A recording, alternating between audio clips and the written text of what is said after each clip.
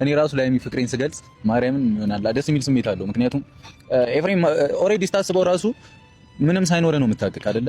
እና ከሷ ውጪ ማንንም ብትፈልግ አሁን ከዚህ በኋላ የሚመጣ ሴት ራሱ ያንተን ጥቅም ፈልጎ የሚመጣ ሊሆን ነው የሚችለው ብዬ ነው የማስበው። እና ሁላችንም እድለኞች ነን። ቪናም ብትሆን እኔም ብሆን ከታይ ጀምሮ ምንም ሳይኖረን አብረን ያደግናቸውን ሴቶች ነው ልናገባ የምንችለው። እና እግዚአብሔር ይመስገን እናንተን ይመሰለ ሃይሚ እጮኛ ስለሰጠን ሚስት ስለሰጠን ይወርድ። እንግዲህ እኔ ከዚህ በኋላ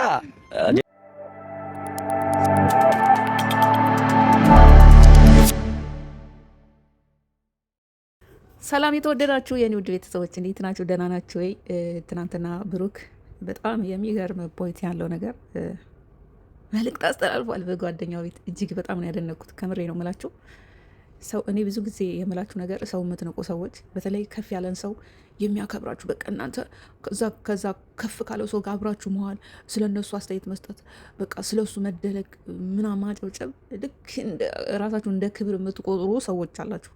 እኔ ባይዘወይ ከሀብታም ከምናምን ጋር ሰው ጋር ከሙል ከማጨበጨብ ብታምነው ባታምነው ጎዳና ላይ ከሚተዳደር ሰው ጋር አብሬ ባሳልፍ ደስታዬን አልችለውም። ላታምኑ ትችላላችሁ፣ ግን እኔ ይሄን ነው የማደርገው።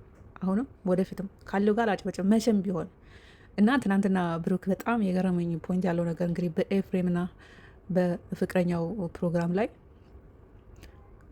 እኔና ሀይሚ ያው ራሱን እንደዚህ ብሎ ባይልም በእነሱ አሁን ኤፍሬምና የኤፍሬም ፍቅረኛ በዜሮ ሌብል ላይ ሆነው ነው የተገናኙትና ምንም የለንም ብለው እርስ በርሳቸው አልተናናቁም። ሰርተው አብረው እንግዲህ ያፈሩትን ንብረት ሀብት ንብረት አፍርተዋል አብረው።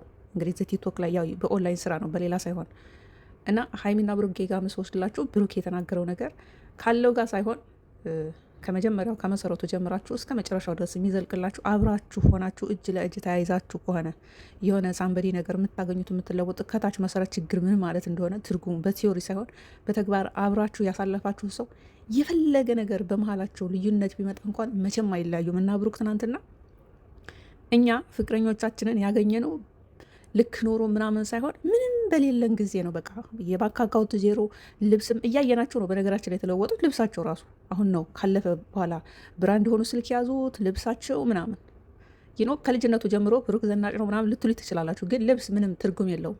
በልብስ ውስጥ ብዙ ነገሮችን ይደበቃል። ልብስ ብዙ ነገሮችን ሚስጥር ገበና ደባቂ ነውና ትናንትና ብሩክ እኔ ሀይሚን ብሎ ሀይሚን ባይልም እኔና ሀይሚ ስንገናኝ ምንም በሌለ ጊዜ ስለሆነ የተገናኘ ነው።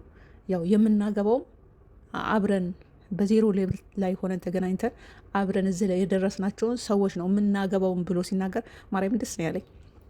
በተለይ በሁለቱ መካከል እነሱ ድራማ ብለው እነሱ መሳይ በእነሱ ኤጅ ላይ ያሉ ወጣቶች እንዲማሩበት ብለው የሆነ ሳንበዴ ነገር ይዘው ሲመጡ የተጣሉ መስሏችሁ ሀይሚንም ለሌላ ሰው ለመስጠት ብሩክንም ከሀይሚ በቃ ለመውሰድ በጣም የጠራችሁ ሰዎች ነበራችሁ። እንደውም እኛ ኧረ ተረጋጉ፣ ስራ ነው፣ እነሱ መቼም አይጣሉ። ምክንያቱም በዜሮ ሌብል ላይ ተገናኝተው ነው አሁን እጅና ጋንት ሆነው የፈለጉትን ነገር ማድረግ የቻሉ ስንላችሁ እንደውም እኛ ስትሰድቡ ነው። ፕላስ ቻናል እስከ ማዘጋት የደረሳችሁ ሰዎች እኔ ፖይንት ያለው ነገር ሲሰሩ ነው መጥቼ የምናገረው። በተለይ ቻናሌን ያዘጋችሁ ሰዎች ትናንትና በኤፍሬምና በፍቅረኛው ፕሮግራም ላይ ብሩክ የተናገረው ነገር ሰማችሁ አይደለ? አያችሁ፣ ሰው የምትንቁ ሰዎች ተማሩ፣ እውነትም ተማሩ ከነሱ። እኛን መሳይ ወጣቶች እንዲማሩበት ነው የሆነ ነገር ለራሳችን በቃ በራሳችን ላይ የሚመጣውን ነገር ኃላፊነት ወስደን የምንሰራው ሲሉ እውነትም ለካ እናንተ መሳይ ወጣት እንዲማሩበት ነው የምትሰሩት። መጨረሻ ላይ እንግዲህ ትናንትና ብሩክ አፍርጦታል። ማንም ትምጣ ምንም ትሆን ከታይ ጀምረን አብረን በባዶ እጃችን ምንም ሳይኖረን ከጎናችን ሆነው አብረው የተለወጡትን ሴቶች ነው የምናገባው። ስለዚህ ኤፍሬምም ፍቅረኛውን ሲጠብስ ምንም በሌለበት ጊዜ ነበር። ብሩኬም ሀይሚን ሲያገኛት ምንም በሌለበት ጊዜ ነበር። ከሰሩ የማይለወጥ ነገር የለም። ከሰሩ የማያልፍ ነገር የለም። ችግር በማንኛችም ቤት ውስጥ አለ፣ ግን ከሰራን እንለወጣለን።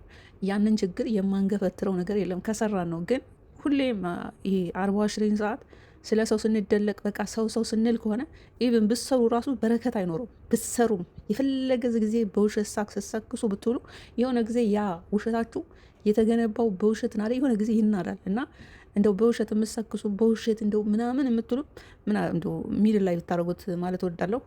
ትናንትና ብሩክ የተናገረው ነገር በጣም ስለተመቼ ነው።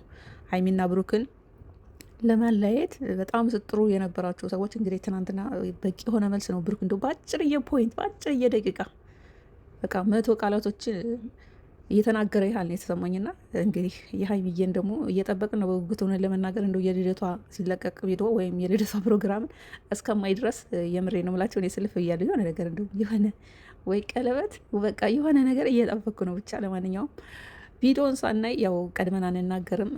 ይመቻችሁ።